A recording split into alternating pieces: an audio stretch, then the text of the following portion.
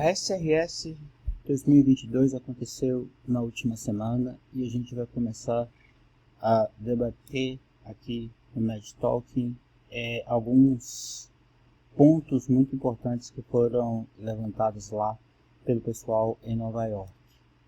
O primeiro trabalho que eu queria discutir foi um trabalho apresentado pelo Justin Ehlers, falando sobre High Order OCT Feature Assessments of the Impact of Fluid Dynamics on Visual Acuity in Neovascular AMD, em um estudo fase 3, a importância da retina externa. Eu falei sobre isso na nossa primeira aula do ACT na prática. Qual a importância da retina externa, a integridade da retina externa dentro de um paciente com DMRI?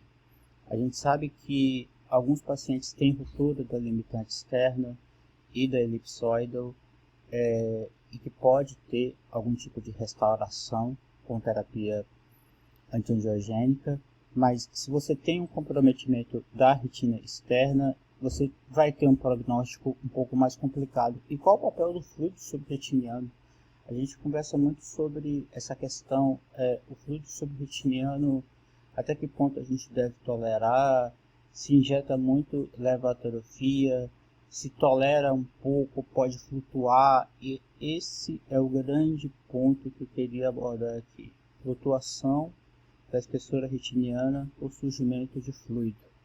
Afinal de contas, a gente está sempre querendo estender o tratamento do paciente.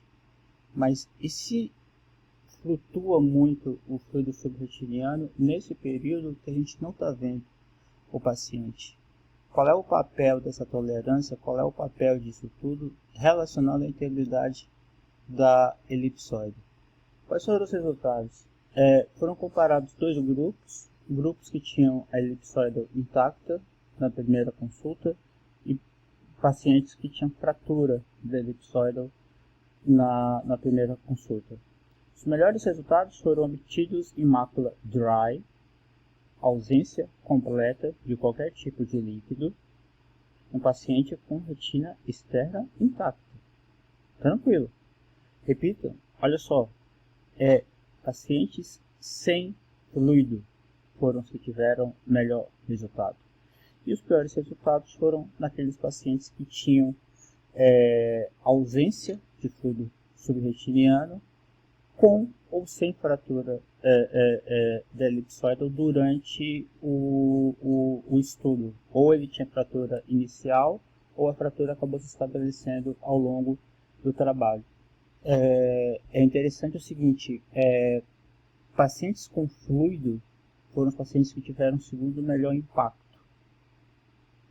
Então percebam, o melhor impacto, o melhor cenário eram pacientes que não tinham fluido com elipsoide intacta. O segundo melhor resultado era paciente que tinha fluido com elipsoide intacta. Só que é o seguinte, era líquido muito volátil, certo? Era líquido muito sujeito à flutuação. Então esse tema a gente vai abordar em outro momento, até que ponto vale a pena tolerar fluido subretiniano, porque é o seguinte, o Ehlers fala muito, de uma forma muito enfática, talvez haja necessidade de a gente tratar esses pacientes de uma forma mais agressiva. Talvez a tolerância zero seja o melhor caminho, certo? Eu particularmente adoro tolerância zero a fluido subretiniano. Eu sei que quanto mais injeto, maior a possibilidade de atrofia. Mas eu não consigo compreender esse conceito de efeito protetor de fluido subretiniano. Isso para mim é balela.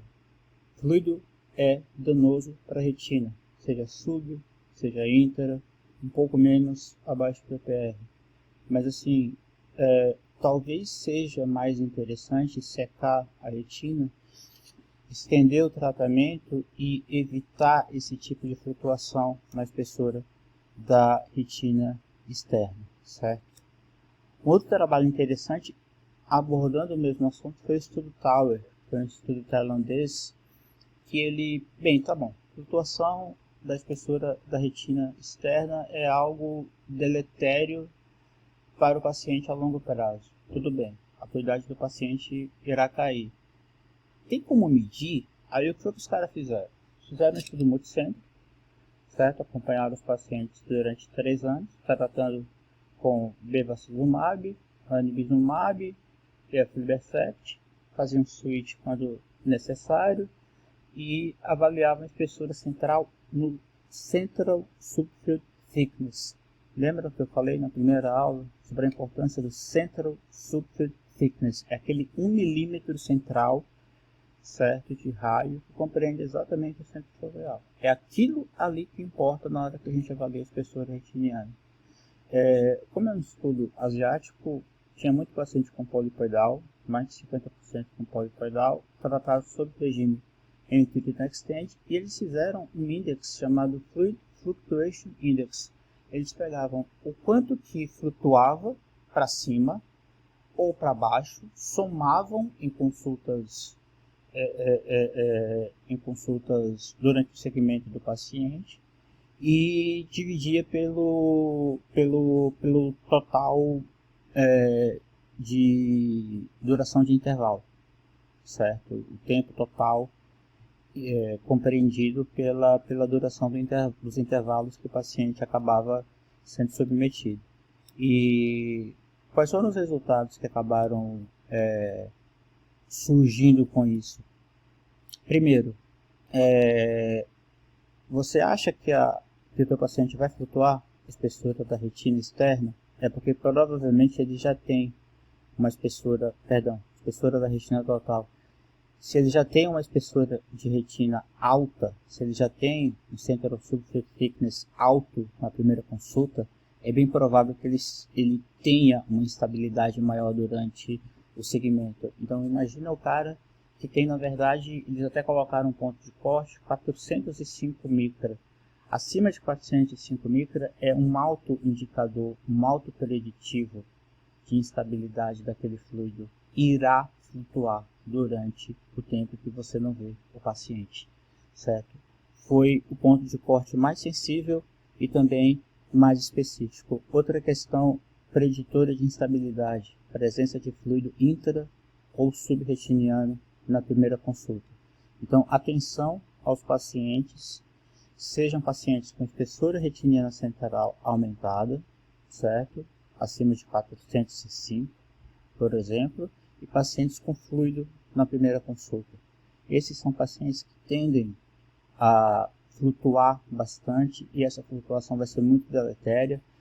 Existem trabalhos falando que o Eylea acaba levando a uma flutuação um pouco maior, mas isso é um tema para uma nossa outra conversa, ok?